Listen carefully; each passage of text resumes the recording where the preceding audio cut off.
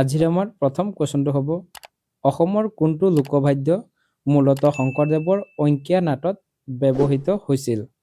শংকৰদেৱৰ অংকীয়া নাটত ব্যৱহৃত হোৱা মূল বাদ্যযন্ত্ৰবিধৰ নাম কি বুলি সুধিছে আৰু ইয়াৰ ৰাইট এনচাৰটো হৈ যাব অপশ্যন নম্বৰ বি খোল। শংকৰদেৱৰ অংকীয়া নাটত খোল বহুলভাৱে ব্যৱহৃত হৈছিল। নেক্সট কুৱেশ্যন অসম বিধানসভাৰ প্ৰথম উপসভাপতি কোন আছিল? অসম বিধানসভাৰ ফাৰ্ষ্ট উপসভাপতি কোন আছিল বুলি সুধিছে আৰু ইয়াৰ ৰাইট এনচাৰটো হৈ যাব option number D Hemchandra Goswami. Hemchandra Goswami আছিল অসম বিধানসভাৰ প্ৰথমগৰাকী উপসভাপতি। নেক্সট কুৱেশ্যন অলিম্পিক গেমছৰ প্ৰতীকত কিমানটা ৰিং আছে?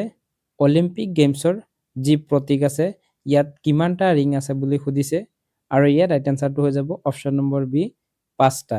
অলিম্পিক গেমছৰ প্ৰতীকত 5টা ৰিং আছে আৰু এই 5টা ৰিঙত 5টা ৰং আছে। 5টা ৰিঙত 5টা বেলেগ বেলেগ ৰং আছে। নেক্সট কুৱেশ্যন পৃথিৱীৰ আটাইতকৈ দীঘল প্ৰাচীৰ কোনখন?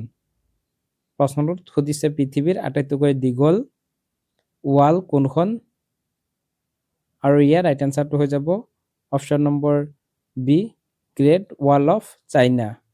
গ্ৰেট ৱাল অফ চাইনা এই ৱালখনেই হ'ল পৃথিৱীৰ আটাইতকৈ দীঘল প্ৰাচীৰ। নেক্সট কুৱেশ্যন ৰেড ক্ৰছৰ প্ৰতিষ্ঠাপক কোন? ৰেড ক্ৰছ কোনে প্ৰতিষ্ঠা কৰিছিল সুধিছে আৰু ইয়াৰ ৰাইট এনচাৰটো হৈ যাব option number A Henry Donald. Henry ডনাল্ডে ৰেড ক্ৰছ প্ৰতিষ্ঠা কৰিছিল। নেক্সট কুৱেশ্যন তলহদিয়া কোনখন নদী বৰাক নদীৰ উপনৈ নহয়? বৰাক নদীৰ উপনৈ কোনখন নহয় বুলি সুধিছে আৰু ইয়াৰ ৰাইট এনচাৰটো হৈ যাব option number B Dhaleswari. Dhaleswari নদীখন হ'ল ব্ৰহ্মপুত্ৰ নদীৰ এখন উপনৈ, ই বৰাক নদীৰ উপনৈ নহয়। নেক্সট কুৱেশ্যন অসমৰ প্ৰথম কাগজ কল কোনখন ঠাইত স্থাপন হৈছিল? অসমৰ ফাৰ্ষ্ট কাগজ কল কোনখন ঠাইত স্থাপন কৰা হৈছিল বুলি সুধিছে আৰু ইয়াৰ ৰাইট এনচাৰটো হৈ যাব অপশ্যন নম্বৰ বি জাগিৰোড। জাগিৰোডত অসমৰ প্ৰথমটো কাগজ কল স্থাপন কৰা হৈছিল, কিন্তু বৰ্তমান এই কাগজ কলটো বন্ধ কৰি দিয়া হয়। এইটো স্থাপন কিমান চনত হৈছিল ইয়াৰ উত্তৰটো আপোনালোকে কমেণ্টত জনাওক।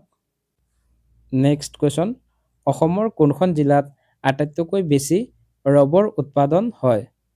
অসমৰ আটাইতকৈ বেছি ৰবৰ উৎপাদন হোৱা জিলাখনৰ নাম সুধিছে আৰু ইয়াৰ ৰাইট এনচাৰটো হৈ যাব option number B Karbi Anglong.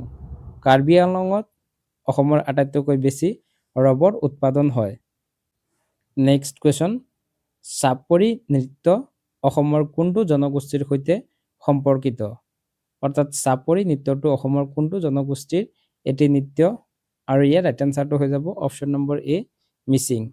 Mising জনগোষ্ঠীৰ এটি নৃত্য হ'ল চাপৰি নৃত্য। নেক্সট কুৱেশ্যন অসম চৰকাৰৰ প্ৰথম মুখ্য সচিব কোন আছিল? অসম চৰকাৰৰ ফাৰ্ষ্ট মুখ্য সচিব কোন আছিল বুলি সুধিছে আৰু ইয়াৰ ৰাইট এনচাৰটো হৈ যাব option number C H.M. Paterson. H.M. Paterson আছিল অসম চৰকাৰৰ প্ৰথমজন মুখ্য সচিব। নেক্সট কুৱেশ্যন পৃথিৱীৰ আটাইতকৈ বেছি জনসংখ্যাৰ দেশ কোনখন? প্ৰশ্নটোত সুধিছে পৃথিৱীৰ আটাইতকৈ বেছি জনসংখ্যা কোনখন দেশত আছে আৰু ইয়াৰ ৰাইট এনচাৰটো হৈ যাব অপশ্যন নম্বৰ এ ভাৰত। ভাৰতত আটাইতকৈ বেছি জনসংখ্যা আছে, দ্বিতীয় স্থানত আছে চাইনা, অৰ্থাৎ চীন দেশ আছে দ্বিতীয় স্থানত। নেক্সট কুৱেশ্যন বিখ্যাত চিত্ৰ মনালিসা কোনে অংকন কৰিছিল? মনালিসা ছবিখন কোনে অংকন কৰিছিল বুলি সুধিছে আৰু ইয়াৰ ৰাইট এনচাৰটো হৈ যাব option number B Leonardo da Vinci. Leonardo da ভিঞ্চিয়ে বিখ্যাত মনালিসা ছবিখন অংকন কৰিছিল। নেক্সট কুৱেশ্যন পৃথিৱীৰ আটাইতকৈ দীঘল নদীখনৰ নাম কি? পৃথিৱীৰ আটাইতকৈ দীঘল নদীখনৰ নাম সুধিছে আৰু ইয়াৰ ৰাইট এনচাৰটো হৈ যাব অপশ্যন নম্বৰ এ নীল নদী। নীল নদী হ'ল পৃথিৱীৰ আটাইতকৈ দীঘল নদী। এইখন আফ্ৰিকা মহাদেশত আছে। যদি সোধে পৃথিৱীৰ আটাইতকৈ বহল নদীখন, সেইখন হৈ যাব আমাজন। আমাজন হ'ল পৃথিৱীৰ আটাইতকৈ বহল নদী। নেক্সট কুৱেশ্যন, পৃথিৱীৰ আটাইতকৈ ডাঙৰ পৰ্বতমালা কোনটো? পৃথিৱীৰ আটাইতকৈ ডাঙৰ পৰ্বতমালা সুধিছে আৰু ইয়াৰ ৰাইট এনচাৰটো হৈ যাব option number C, Andes. Andes পৰ্বতমালা হ'ল পৃথিৱীৰ আটাইতকৈ ডাঙৰ পৰ্বতমালা। আটাইতকৈ ওখ যদি সোধে তেতিয়াহ'লে হ'ব হিমালয়। নেক্সট কুৱেশ্যন, সাহিত্য অকাডেমী বঁটা লাভ কৰা প্ৰথম অসমীয়া গ্ৰন্থ কোনখন?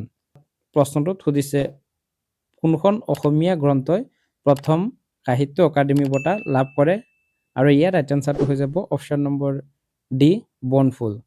বনফুল কবিতা পুথিখনৰ বাবে চন্দ্ৰকুমাৰ আগৰৱালাই 1955 চনত সাহিত্য অকাডেমী বঁটা লাভ কৰিবলৈ সক্ষম হৈছিল আৰু এইখনেই আছিল প্ৰথমখন অসমীয়া গ্ৰন্থ যিয়ে সাহিত্য অকাডেমী বঁটা লাভ কৰে।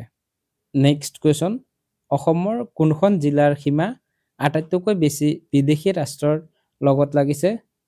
অসমৰ সীমা দুখন বিদেশী ৰাষ্ট্ৰ বাংলাদেশ আৰু ভূটানৰ লগত লাগিছে। প্ৰশ্নটোত সুধিছে কোনখন জিলাৰ সীমা আটাইতকৈ বেছি লাগিছে আৰু ইয়াৰ ৰাইট এনচাৰটো হৈ যাব অপশ্যন নম্বৰ ডি, ধুবুৰী। অসমৰ ধুবুৰী জিলাৰ সীমা বিদেশী ৰাষ্ট্ৰৰ লগত লগা আটাইতকৈ দীঘল সীমা। নেক্সট কুৱেশ্যন, হিউৱেন চাং অসমলৈ অহাৰ সময়ত অসমৰ ৰজা কোন আছিল? হিউৱেন চাং যেতিয়া অসমলৈ আহিছিল সেই সময় অসমৰ ৰজা কোন আছিল বুলি সুধিছে আৰু ইয়াৰ ৰাইট এনচাৰটো হৈ যাব option number C, Kumar Bhaskar Barman. Kumar Bhaskar বৰ্মনৰ সময়ত হিউৱেন চাং অসমলৈ আহিছিল। নেক্সট কুৱেশ্যন, মহাত্মা গান্ধীৰ জন্ম কেতিয়া হৈছিল? মহাত্মা গান্ধীৰ জন্ম কেতিয়া হৈছিল বুলি সুধিছে আৰু ইয়াৰ ৰাইট এনচাৰটো হৈ যাব অপশ্যন নম্বৰ বি, 2 অক্টোবৰ 1869 চনত। 2 অক্টোবৰ 1869 চনত মহাত্মা গান্ধীৰ জন্ম হৈছিল। নেক্সট কুৱেশ্যন, কংগ্ৰেছৰ প্ৰথম মহিলা অধ্যক্ষ কোন আছিল? কংগ্ৰেছৰ ফাৰ্ষ্ট ৱমেন অধ্যক্ষ কোন আছিল বুলি সুধিছে আৰু ইয়াৰ ৰাইট এনচাৰটো হৈ যাব অপশ্যন নম্বৰ এ, এনি বেচাণ্ট। এনি বেচাণ্ট আছিল কংগ্ৰেছৰ প্ৰথমগৰাকী মহিলা অধ্যক্ষ। যদি ভাৰতীয় বুলি যদি সোধে তেতিয়াহ'লে হ'ব সৰোজিনী নাইডু। সৰোজিনী নাইডু আছিল কংগ্ৰেছৰ প্ৰথমগৰাকী ভাৰতীয় মহিলা অধ্যক্ষ। নেক্সট কুৱেশ্যন, ভাৰত ত্যাগ আন্দোলন কোন চনত আৰম্ভ হৈছিল? ভাৰত ত্যাগ আন্দোলন কিমান চনত আৰম্ভ হৈছিল বুলি সুধিছে আৰু ইয়াৰ ৰাইট এনচাৰটো হৈ যাব অপশ্যন নম্বৰ বি, 1942 চনত। 1942 চনত ভাৰত ত্যাগ আন্দোলন আৰম্ভ হৈছিল আৰু এই ভাৰত ত্যাগ আন্দোলনৰ সময়ত গহপুৰত কনকলতা বৰুৱা আৰু মুকুন্দ কাকতি শ্বহীদ হৈছিল। নেক্সট কুৱেশ্যন, অসমৰ ৰাজ্যিক পশু কি? প্ৰশ্নটোত সুধিছে অসমৰ ৰাজ্যিক জন্তুবিধ কি আৰু ইয়াৰ ৰাইট এনচাৰটো হৈ যাব অপশ্যন নম্বৰ চি, এশিঙীয়া গড়। এশিঙীয়া গড় হ'ল অসমৰ ৰাজ্যিক জন্তু। নেক্সট কুৱেশ্যন, অসমৰ কোনখন সত্ৰ গায়ন বায়ন সংস্কৃতিৰ প্ৰধান কেন্দ্ৰ হিচাপে জনা যায়? অসমৰ কোনখন সত্ৰ গায়ন বায়ন সংস্কৃতিৰ বাবে জনাজাত বুলি সুধিছে আৰু ইয়াৰ ৰাইট এনচাৰটো হৈ যাব অপশ্যন নম্বৰ এ, বৰপেটা সত্ৰ। বৰপেটা সত্ৰ গায়ন বায়ন সংস্কৃতিৰ বাবে জনাজাত। নেক্সট কুৱেশ্যন, অসমীয়া ভাষাত প্ৰথম উপন্যাস কোনখন? অসমীয়া ভাষাৰ ফাৰ্ষ্ট উপন্যাস কোনখন বুলি সুধিছে আৰু ইয়াৰ ৰাইট এনচাৰটো হৈ যাব option number B, Bhanumati. Bhanumati উপন্যাসখন হ'ল অসমীয়া ভাষাত ৰচনা কৰা প্ৰথমখন উপন্যাস আৰু এইখন ৰচনা হৈছিল 1990 চনত। এইখন কোনে ৰচনা কৰিছিল ইয়াৰ এনচাৰটো আপোনালোকে কমেণ্টত জনাওক। নেক্সট কুৱেশ্যন, ৰংঘৰ অসমৰ কোন জিলাত অৱস্থিত? ৰংঘৰ কোন জিলাত অৱস্থিত বুলি সুধিছে আৰু ইয়াৰ ৰাইট এনচাৰটো হৈ যাব option number C, Sivasagar. Sivasagar জিলাত ৰংঘৰ অৱস্থিত। নেক্সট কুৱেশ্যন, কাবুল তলহদীয়া কোনখন দেশৰ ৰাজধানী? অৰ্থাৎ কাবুল কোনখন দেশৰ ৰাজধানী বুলি সুধিছে আৰু ইয়াৰ ৰাইট এনচাৰটো হৈ যাব অপশ্যন নম্বৰ চি, আফগানিস্তান। আফগানিস্তানৰ ৰাজধানী হ'ল কাবুল। এতিয়ালৈকে আমি আমাৰ APSC গ্ৰেড 4 এক্সামৰ যি ভিডিঅ'খিনি আছিল ইয়াৰে 10 নম্বৰ ভিডিঅ'টো আলোচনা কৰিলোঁ। ভিডিঅ'টোত আমি 25টা কুৱেশ্যন এণ্ড এনচাৰ আলোচনা কৰিলোঁ। ইয়াৰে কিমানটা আপোনালোকে কৰিব পাৰিছে আপোনালোকে নিজৰ নিজৰ স্ক'ৰটো কমেণ্টত জনাওক। আৰু ভিডিঅ'টোত যদি কিবা ভুল হয় তেতিয়াহ'লে সেই ভুলটো আপোনালোকে কমেণ্টত আঙুলিয়াই দিব বুলি আশা ৰাখিছোঁ।